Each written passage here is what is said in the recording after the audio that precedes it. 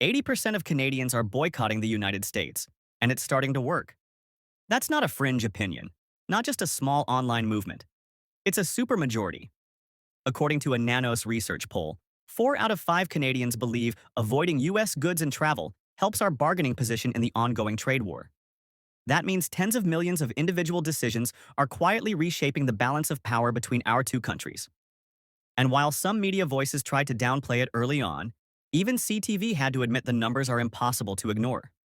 The boycott is holding strong, and it's leaving real people in tears. Let me show you what I mean. There's a clip making the rounds right now. A U.S. farmer, eyes red, voice cracking, standing in a barn filled with harvested crops he can't sell. His name is Rob Ewald, a corn and soybean farmer from Davenport, Iowa. On camera, he admits there may not be any profit this year. He says he might go backward. He's pitched a perfect game, meaning his harvest is strong, but none of it matters. Costs are up, buyers are gone. His face says what his words can't. He's drowning. Now, I already know what some of you are thinking. Who did he vote for? Well, I checked. There's no guesswork here. Rob Ewald is a lifelong Republican who proudly cast his vote for Donald Trump.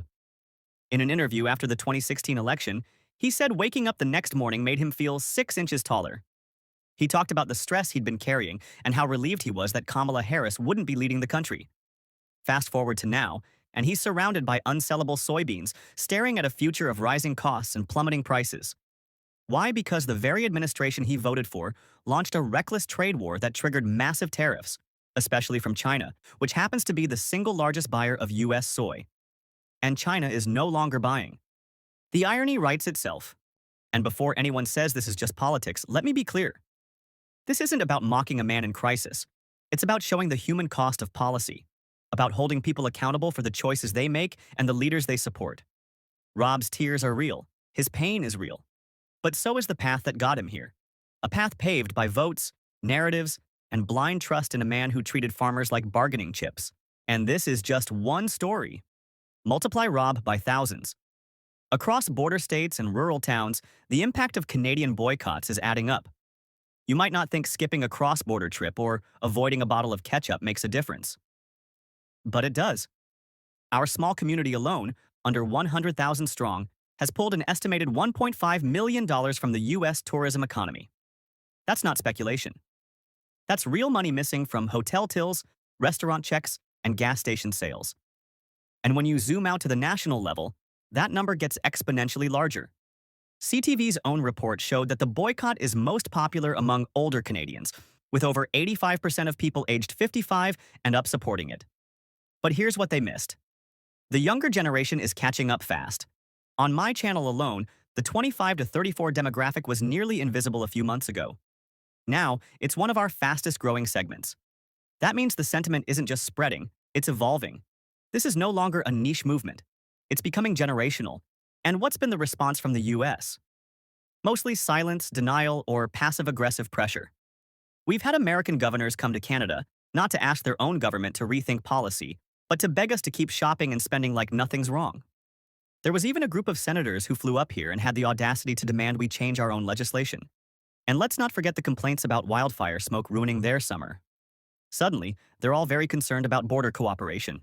But cooperation is a two-way street. And what many Americans, especially those in border states, still don't seem to grasp is this. If you poke the bear, it might strike back. You can't run an administration on bullying, nationalism, and bad faith negotiation and then cry foul when the other side finally says enough. This is about more than just trade.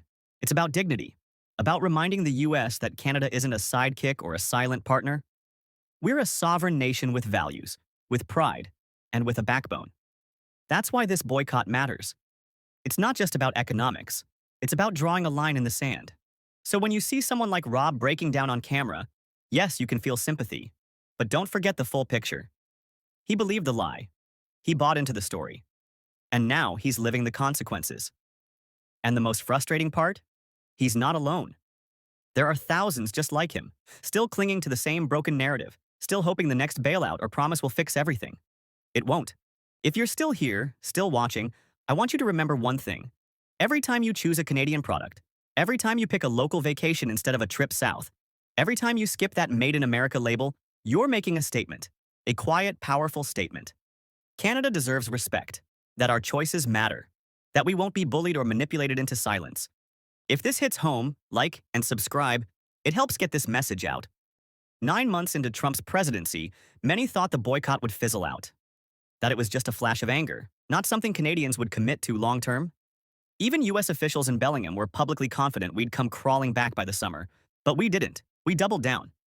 And it's not because we enjoy the hassle of skipping US deals or rearranging our travel plans. It's because we've seen what happens when we don't. When you look at what border state officials are saying now, the panic is obvious. Tourism boards are waving red flags. Local business owners are begging for relief. But instead of pressuring their own administration to ease trade tensions or end harmful tariffs, they're looking north and asking us to stop standing up for ourselves. That's not how this works. You can't punish your neighbor and then demand they keep spending money in your house. That's not diplomacy. That's entitlement. And here's the thing about Rob and farmers like him. For years, they were told that tariffs would make America strong again, that the pain was temporary. The trade war was a clever negotiation tactic. But when you're surrounded by unsellable crops, drowning in debt, and still waiting on bailout money that stalled because of a government shutdown, those promises start to sound hollow. The Trump administration talked big about a $12 billion aid package for farmers hit by the trade war. But during the shutdown, USDA workers who were supposed to process those payments were furloughed. No loans, no relief, no answers. So while the cameras roll and the headlines pile up, Rob and thousands like him are stuck watching their livelihoods collapse under the weight of decisions they helped vote into power.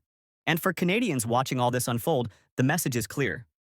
Our boycott is working, not because it's crushing America, not because we want to see people suffer, but because it's forcing conversations. It's showing that we're not passive participants in our own economy, that we can and will make choices that serve our national interest. That message is being heard in state capitals and tourism boards, in farming towns and border cities. It's being heard loud and clear. Some critics say, you're not hurting Trump, you're hurting small business owners and regular Americans. And they're right.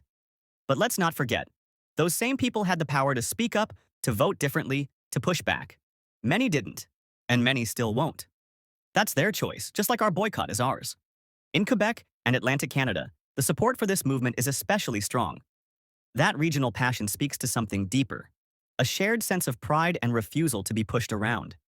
Even in places where the numbers are slightly lower, like Ontario and the prairies, support is still solid. Across age, gender, and province, Canadians are showing they're not just watching, they're acting. So what happens next? That's up to us. We can keep making smart, intentional choices. We can keep spending our money in ways that reflect our values. We can keep holding politicians, ours and theirs, accountable for the economic damage they create. And we can keep reminding the world that Canada is not just polite, we are principled. To everyone who's been quietly avoiding US goods, skipping trips across the border and choosing local, thank you. You're part of something bigger than you might realize. And to Rob and all the others now waking up to the reality they voted for, we didn't put you in this mess, but we won't clean it up for you either. Like I said earlier, if this hits home, like and subscribe. It helps get this message out. Thanks for watching. I'll see you in the next one.